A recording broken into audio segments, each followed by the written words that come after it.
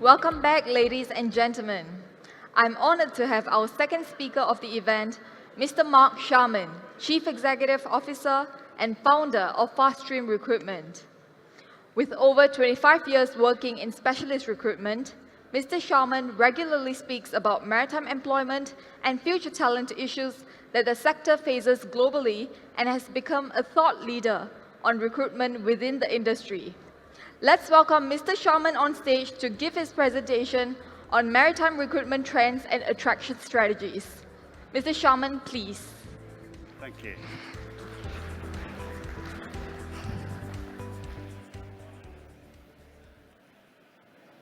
Good morning, Singapore. Welcome, everyone. I hope you're enjoying the day so far. And ladies and gentlemen, it's a pleasure to have the opportunity today to talk to you about what we see happening in the maritime sector. So for those of you who perhaps don't know me, hopefully that's not too many of you, my name is Mark Sharman. I'm the Group CEO and founder of FastStream. This year is a particularly important and special year for myself and the business. We celebrate 25 years in business this year. And so I would just like to take a moment to thank many of our clients, many of whom are in the room today, many of our candidates, I'm not saying who's in the room today, and also my team, both past and present, and just to say thank you to the industry as a whole. So what am I going to talk about today? Well, I'm going to talk about the latest trends in attraction, retention, and reward. So I'm going to attempt in 30 minutes to share with you what we see happening in the industry, what you tell us you see happening in the industry, in the maritime sector, and especially in Singapore. So over the course of each year, we run a number of surveys and we produce a number of reports over the course of the year, looking at some of the issues and trends around people in the maritime sector. Some of these reports are very specialist and focused, and some of them are broader, like the Senior Maritime Executive Report or the Talent Market and Transition, which was a report that we ran in conjunction with the SMF. So I think that the opportunity here in having these reports, and I guess the helicopter view that we have and I have of the industry, and talking to people all the time, talking to clients, talking to candidates, talking to the industry about what they see happening, I'm in a position where I have access to a lot of knowledge, and I think that knowledge is quite powerful to share with you today. And that's what I'm going to try and do, is share that information. I think the big themes that come out of the reports that we've run over the last couple of years is that the relationship between people and their jobs in the maritime sector is changing. And the relationship between employers and employees in the maritime sector is changing also. If you think about what we've talked about so far today, we have a period of transformation. We have, for the first time, 4 generations all working together in the workplace at the same time. We have new skills, new technologies, artificial intelligence, machine learning, automation. And over all of this, organizations are under pressure to attract and retain talent. What we see is that talent still is very much in fashion. We see that demand for talent remains the same. So as the CEO of a recruitment business, this is an important KPI that I pay careful attention to. And so if we look at the data for last year compared to the year before, really we've seen no decline at all in the demand for people. So typically as an organization, we're registering about 3,000 vacancies a year. That's a lot of vacancies, and we haven't really seen any change in those numbers over the last couple of years. But what you tell us is that it's getting more difficult. You're telling us that recruiting people in this marketplace, attracting these new people to the industry, is getting more difficult. It's getting more competitive. It's getting more time-consuming, and it's getting more complex than ever before. What the industry tells us in the surveys that we run is that people don't think that the maritime sector is digital enough to attract talent, that the maritime sector perhaps doesn't pay enough to attract this talent, and that the maritime sector is not diverse enough to attract this talent. So why does this matter more than ever before?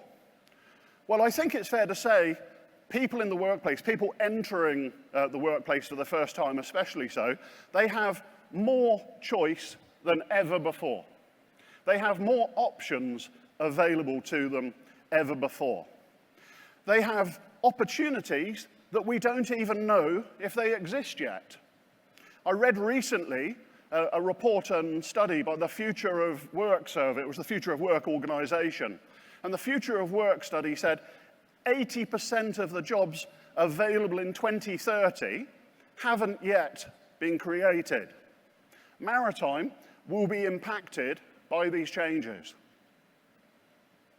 So if we think about how we're attracting this talent, and we think about the world in which we live, we think about our smartphones, we think about how we buy services, how we buy things on the internet, how we live our lives, we live in a time of instant gratification, don't we?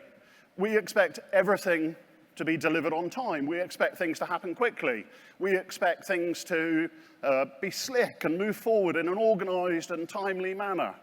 And I think it's fair to say that more so than ever before, what we're seeing is that recruitment processes and attraction strategies that are slow, perhaps not well thought out and well planned, those recruitment practices are failing. Because I think people's expectations have moved on. People expect things to happen quickly. Let's talk a little bit here about micro moments. Some of you will have heard me talk about micro moments before. If you think about it, we're trying to recruit, we're trying to attract this first generation that is digitally native. Yeah? So we're trying to attract these people into the industry, and it's our first digitally native generation. How do we attract these people? Well, we have to think differently. These are people who consume information differently. They definitely consume information differently to me. These are, thinking about your kids who are on Snapchat, thinking about some of you who might be on Snapchat. Yeah, thinking about how you use your smartphone, thinking about how you consume information and data, okay? This is the always-on generation. And what we need to do is we need to create micro moments to promote macro career opportunities. So, when we're thinking about attracting talent, it's no longer about getting the most people, it's about getting the attention of the right people, okay? And so smart companies are starting to think about taking a much more personalized approach to how they recruit people. Smart organizations are starting to create specific candidate personas for the different people who they want to bring into their organizations. And they're creating personalized attraction plans, adapting their message to their audience. It sounds obvious, doesn't it?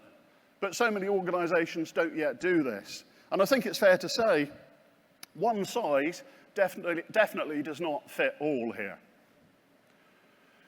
So, if we think about candidate experience and we think about our communications, more so than ever before, having really good marketing and really good attraction strategies is hugely important. The candidate experience, it starts at hello. If your candidate experience is negative, you really shouldn't expect to hire those people. You're likely to be unsuccessful. Poor communication and poor processes, candidates will judge you as part of that process. The great regret, strong words. So coming out of COVID, massive hiring boom. For the 2 years after COVID, we saw a huge spike in hiring. We saw a huge spike in people changing jobs. What we're now seeing is those people coming back onto the market. What we're now seeing is those companies who hired quickly coming out of COVID. There was massive competition for talent coming out of COVID. People were hiring like crazy, competing for talent.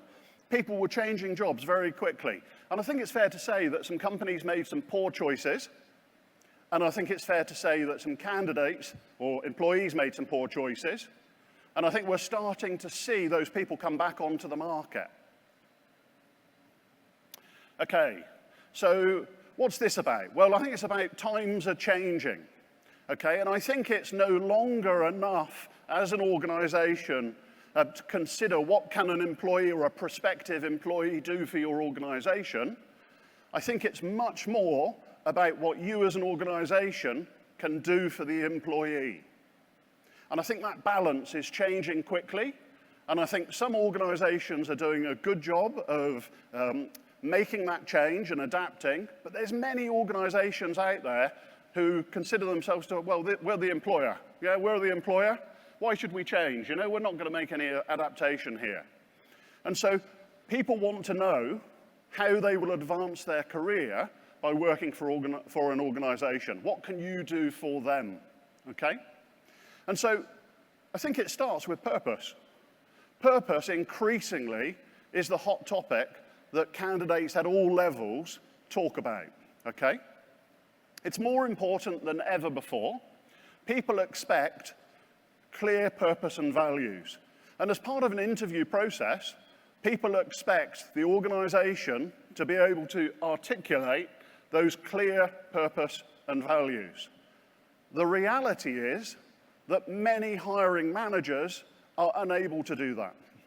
They're unable to talk meaningfully about their organization's purpose and values. It sounds really harsh, doesn't it, for me to stand on the stage in front of you today and to say that, but it's the reality.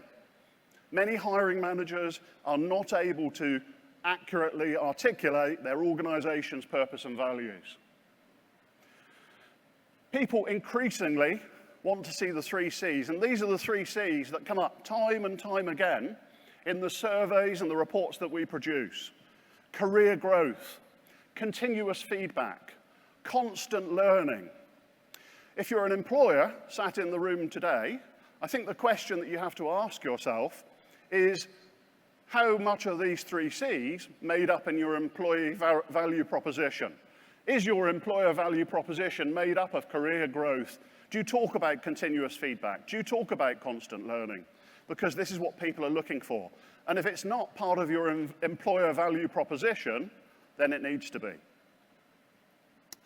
Let's move to looking at retaining talent. So as a headhunter, I guess this is a bit of a funny old topic, you're probably thinking, for Mark to stand in front of you today and talk about retaining talent. Doesn't sound like it's great for business, does it? But I think, based on the companies that I talk to, this is probably a more important topic for many organizations rather than attracting talent. We're still seeing a lot of change, okay? We're still seeing a lot of movement in the industry. Last year, we ran our senior executive survey looking at maritime leaders, and 40% of maritime leaders told us that they plan to change jobs in the next 2 years. Now, that turnover might be a big problem for many companies, and I think it's something that we need to acknowledge today as part of this session. So let's look at the reasons why people want to change jobs. What are people telling us about why they're going to leave your company and join someone else? Well, I think the buzzword of 2024 is growth. And I think this is what people are looking for. I think people want it and people need it. If they're not getting it, they will look elsewhere for it. Growth is hugely important, and this growth and challenge, when I'm interviewing, whether it's senior executives or I'm talking to people in the industry, this growth and challenge piece is a hugely important subject. So let's look at people's motivators a little bit. So I think it's fair to say that we have both intrinsic motivations as employees. We all have these. These are the things that make us get out of bed in the morning with a spring in our step, clean our teeth, go to work with a smile on our faces. These intrinsic motivators are hugely important. But we also have extrinsic motivators. Our job title, our sense of purpose, our reward, our responsibility. But your extrinsic motivators, they can only keep you going so long. So let's take a little bit of a deep dive and look at this just 1 second. Okay, so this is an adaptation of Hertzberg's 2-factor theory of motivation. And you'll see here when we look at this matrix, the top right, enjoyable and meaningful job. But we see that that has to be in combination with the extrinsic motivators, or as perhaps we might call them, the hygiene factors or hygiene motivators. In my own experience of recruiting over the last 30 years in recruitment and looking at people and the reasons why people change jobs, in my experience, people who change jobs simply for money, it rarely works out. It rarely works out. As a recruiter, as a headhunter, I'm very, very cautious about people who are only changing jobs for money, okay? They're chasing the biggest paycheck. It rarely works out. And so for the employers in the room today, I think what you want to be asking yourselves, and I'm sure you are, is where do your people in your organization sit on this matrix? Hopefully, they sit up there in the top right. We know that meaningful work generally means higher retention rates. People who have meaningful work generally are staying with organizations. So what are the words that come up? What is it that people tell us means meaningful work to them? Well, challenge, growth and advancement, we've talked about those. Purpose, we've talked about. Responsibility and autonomy. A sense of achievement. Pride and satisfaction. And interestingly, flexibility. These are the things that people tell us make up meaningful work for them. So when we're thinking about retention, we also need to acknowledge that there is a time to say goodbye. As a businessman as well, my company's 100 people, we're not a massive shipping company. I recognize that some labor turnover in an organization can actually be a good thing. But I also recognize it can be a bad thing. And so labor turnover in isolation is a complex subject. What we've got to recognize is where is that labor turnover coming in the organization and why is it happening? And so we've got to recognize it's going to happen. What do we do about it? Okay, micro markers. Some of you, again, will have heard me talk about micro markers. So micro markers, these are essentially the small career steps that people now want to see in their careers, okay? People are impatient. We live in this always-on generation. We live in this time of gratification that we talked about. People want to see constant progress in their careers. They want to see themselves moving forwards, whether that's through training and development, whether it's through promotions, whether it's about new projects. In essence, it's the small steps rather than the big moves. And people increasingly want to feel that they're progressing in their careers all the time. To a young person, that review once a year, I get to sit down with my manager and talk about my job. I get to sit down once a year and talk about how I feel. Maybe I'm going to get a pat on the back. Maybe I'm going to get a pay rise. It's not enough. It's changing.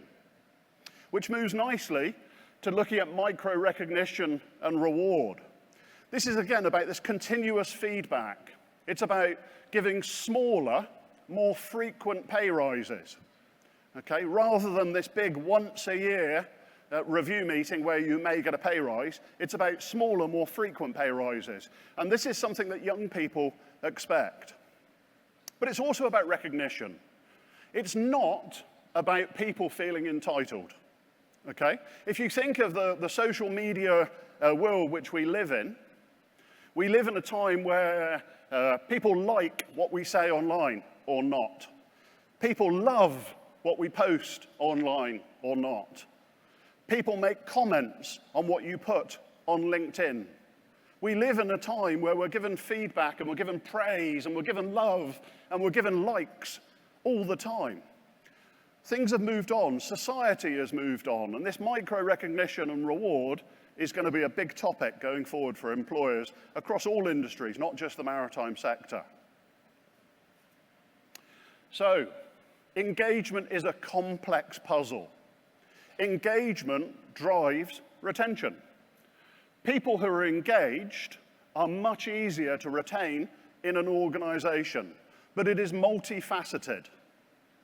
What stands out most to me when we talk about retention and we talk about engagement is that you need to pay attention to your people. If you fail to pay attention to your people, they won't feel valued, and someone else will make them feel valued. So you've got to re-recruit your existing people. A lot of organizations are putting a lot of effort into attracting new talent. I think many of those organizations should be putting the same level of effort into re-recruiting their existing people. Bear hugging their people, making their people feel valued, giving their people attention. I think this is massively important. I'd like to talk a little bit about AI anxiety, okay? So if you think about this AI subject, it's gaining momentum all the time. Over the last couple of years, it's become a thing. Probably 2 years ago when I was interviewing, I was just looking for regular intelligence, never mind artificial intelligence, and now it's a big topic. When I talk to people about AI, people are genuinely worried about their jobs. Will I be replaced as a presenter? In 2 years' time or 3 years' time, will it be an avatar of Mark Charman on the stage? Will it be a younger, better-looking version with hair? Maybe. So if we think about this and we think about the impact of AI on people's jobs, it's going to be huge. ChatGPT reckons that 80% of workers will see their jobs impacted by artificial intelligence. The problem is, we don't know which jobs in maritime will be impacted by AI, and we don't know how those jobs in maritime will be impacted by AI. But there's one thing is sure, people are worried about it, and it's a real concern. Let's move to talk about reward. And I think the first thing that comes to mind when we talk about reward, it is a highly emotive subject. It is an emotive subject for employers, and it is an emotive subject for employees. If we think about reward and we think about why it's so emotive, lots of things come to mind. Financial security, my sense of self-worth, my perception of the effort that I put into my job and the reward that I receive for putting that effort into my job, my place in society, feelings around how successful I am, my self-validation, my job satisfaction. It is a complex puzzle, and reward is hugely emotive. Organizations increasingly are looking towards data. I have not known a period like the last 12 months for the number of requests that we've had as an organization to produce market compensation intelligence reports, salary surveys. It's ridiculous, crazy. Companies wanting very specific real-time data, complex salary surveys, looking to make data-led decisions around reward. Companies want to look at this from a more data-led approach, but it's a huge balancing act. Organizations are trying to balance a number of different things. They're trying to balance the emotional aspects of reward versus data-led decisions. You know, saying and doing are two different things. What looks good on a spreadsheet doesn't necessarily sound as good when you're one-on-one in a meeting room and you're telling someone face-to-face what their new compensation is going to be. Organizations are struggling with what they need to pay to attract talent, especially to compete with other sectors. We talked this morning about a number of skill sets in maritime that maritime doesn't have now, and so organizations are struggling to attract talent and also retain talent. But at the same time, want to make a profit, want to be successful, want to make money, want to be careful of costs. It's a difficult thing to get right. But if you get it wrong, probably, as an organization, you're going to be on the phone to me. Transparency. What shocks me is how transparent young people are about what they're paid. They have no hesitation at all, none whatsoever, to share what they're paid with their colleagues and to compare and to ask why. Why is this person getting paid this when I'm getting paid this? It's shocking. You know, it's the young people, nothing's taboo. Everything's out on the table. Everything's up for discussion. Organizations are struggling with this. In my generation, we would never talk about what we were paid. Young people, happy to talk about it. Organizations find this very difficult. I'd like to share with you a statistic. And obviously, by the nature of what I do, I'm looking at organizations and how they're advertising jobs. I'm looking at, the industry. And the statistic I'd like to share with you is that in a recent study, a recent survey, not ours, but a recent survey, 80% of candidates said that they would not apply for a job if the job didn't clearly show the pay information. 80% would not apply for a job if the job didn't clearly show the pay information. And so I think the days of putting perhaps competitive salary against a job advert, I think those days might be coming to an end. So let me ask you some questions. We'll just, we'll move over these fairly quickly. So I think the first one is your reward strategy aligned with your company values? Are you driving the right behaviors? Is there a link between your values, your mission, and how you reward people in your organization? Is Maritime ready for skill-based pay? So skill-based pay is a trend that's gathering momentum in a lot of sectors, okay? People going to learn new skills and in return being paid more for going and learning about cybersecurity or going to learn about artificial intelligence or going to learn about machine learning and how they can use that in the workplace. Is Maritime ready for this change? We're driving decarbonisation, rightly so, in the shipping sector. Should reward be linked to sustainability goals? Now, you could argue that perhaps the C-suite, maybe they already have this as an objective which is linked to reward in their organisations. But if we think about everyone in the room today, are we all going to see the same thing? Are we going to see a link between our pay and sustainability? So, wrapping up, loyalty. Loyalty is complex. Loyalty means something different to you, and it means something different to you. Loyalty means different things to different people. It's complex. There's lots of factors. But there's one thing for sure. Money on its own is not enough to buy loyalty. It is not a strategy on its own. It needs to be a combination of strategies. So some final thoughts. You don't always need to pay more. You may just need to pay more attention. Your most effective reward strategy, your most effective reward strategy may well be simply to pay more attention to your people. Ladies and gentlemen, I'd like to thank you for listening to me today. We don't have a Q&A session as part of this, but I will be here afterwards. If you would like to grab me and ask me a question, then please do. But thank you very much. Thank you, Mr. Sharman, for the insightful sharing.